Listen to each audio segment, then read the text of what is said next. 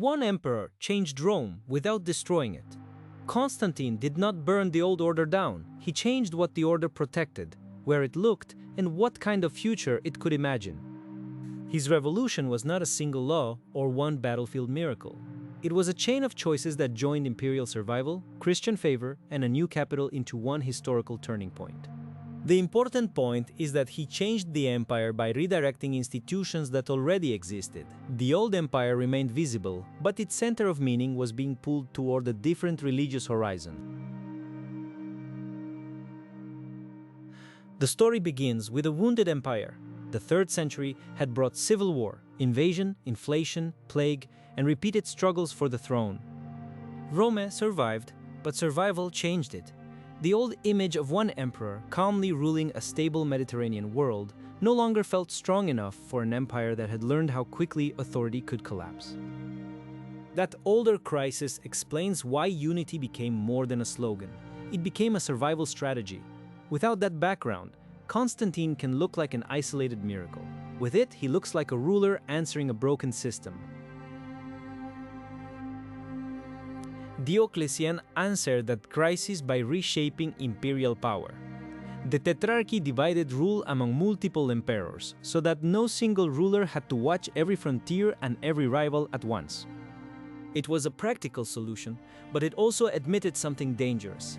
Rome had become too large and too militarized for older habits of rule. Diocletian's reforms show the scale of the problem Constantine later inherited. The solution was administrative, military, and psychological. Convince people that order was still possible. The new system created order on paper, but it also created competition. Armies, courts, heirs, and regional power bases still mattered. Constantine grew up in this world of shared rule and armed legitimacy. He did not rise from a peaceful constitution. He rose from a system that had been built to prevent chaos and then failed to contain ambition. The system tried to make succession predictable, but Roman politics still depended on armies and loyalty. Constantine learned that the title of emperor had to be defended not only by law, but by force and persuasion. Constantine's claim began in Britain after the death of his father Constantius Chlorus in 306. Soldiers proclaimed him emperor, which tells us something essential. Constantine's authority was not only inherited through family, it was made real by military recognition. In the late Roman world, armies were not background scenery. They were makers of emperors.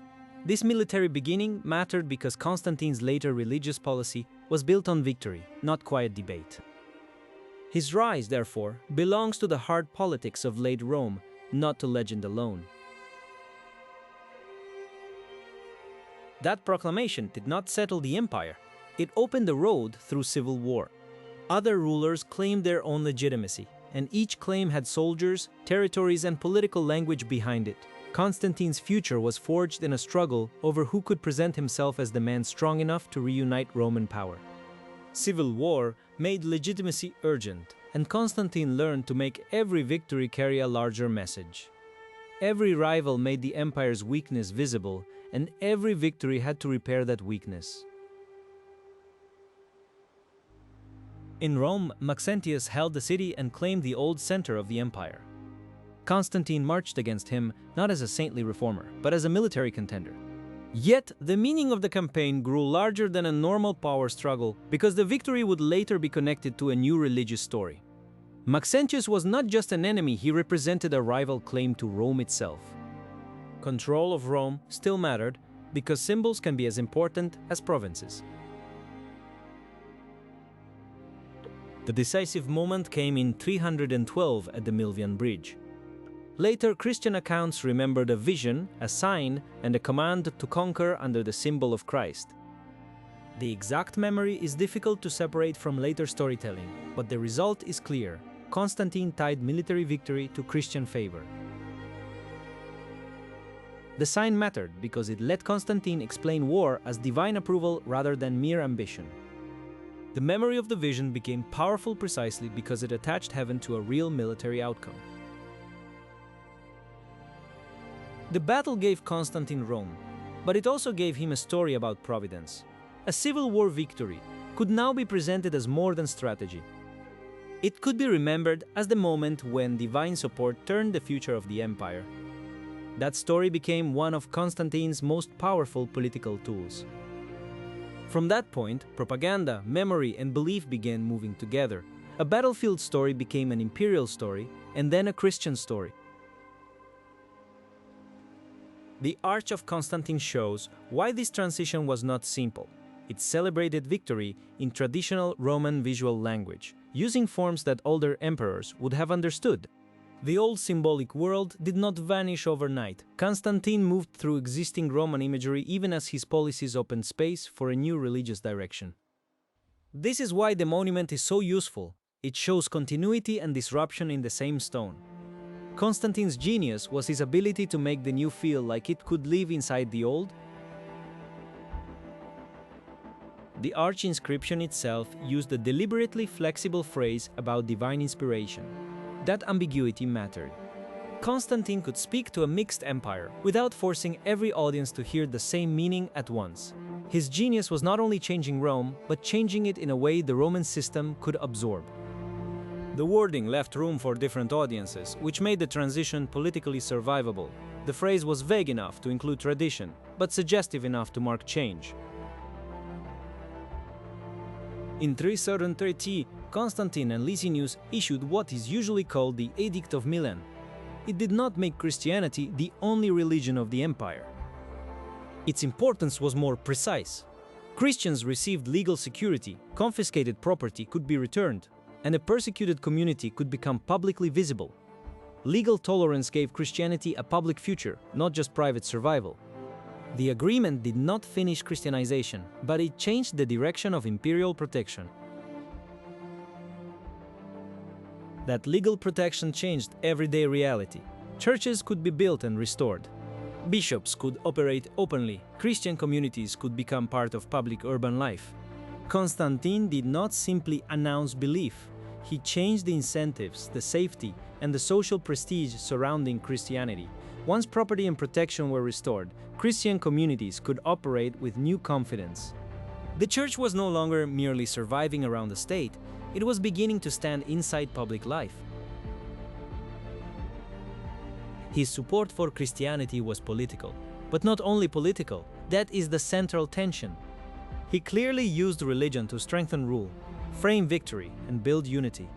But political usefulness does not prove belief was fake. In Constantine's world, divine favor and imperial success belonged together. In the 4th century, belief and rule were not separate rooms. They were part of the same political house. That is why arguments about sincerity alone are too small for the historical problem. Christianity also offered the empire something useful: networks, texts, bishops, moral authority, and a universal message that could cross local identities. For a ruler trying to govern many peoples that mattered, faith could become more than private devotion. It could become a language of imperial order. Bishops could now become partners, negotiators, and sometimes rivals in the public order. A universal church could help an emperor imagine a universal order. The Christian sign did not replace the army. It traveled with the army. And standards, soldiers, victory, and sacred symbols could now appear together. This was one of Constantine's deepest changes. He did not make Rome less political. He gave Roman power a new religious frame. The new symbols did not weaken imperial power. They gave it a different sacred vocabulary. In this new frame, victory was not only Roman, it could be read as Christian favor. Favoring Christianity created a new problem. Once the emperor supported the church, arguments inside Christianity became imperial problems. Disagreement among bishops could look like disorder inside the state. Theology was no longer only a debate among religious leaders. It became a question of public unity. This is where Constantine's support became complicated. Church unity now mattered to imperial peace. Supporting the church meant inheriting its conflicts. That is why the Council of Nicaea mattered. In 325, Constantine summoned bishops to address the Arian controversy and wider questions of church order. He was not acting as a modern theologian. He was acting as an emperor trying to force unity across an argument that threatened cohesion. Nicaea was therefore a political event as well as a theological one. The council gave the emperor a role in religious unity that earlier Roman rulers had not possessed in the same way. Nicaea shows that Constantine did more than legalize Christianity and step aside. He placed imperial power behind religious organization. Councils, bishops, doctrine, and unity became part of the political architecture of the empire. After Constantine, church order could become a responsibility of the throne. Later rulers would inherit this precedent, whether they admired Constantine or feared the problems he created. From this point, doctrine could become a matter of public order. The empire did not instantly become Christian. Pagan traditions, local cults, philosophical schools, and older ceremonies continued. That mixed reality makes the change more believable, not less. Constantine's reign was a turning point, not a completed replacement. The old and new worlds overlapped for generations. The slow overlap between pagan and Christian practice is what made the change durable. Constantine's age was a border zone, with old rituals and new patronage existing side by side.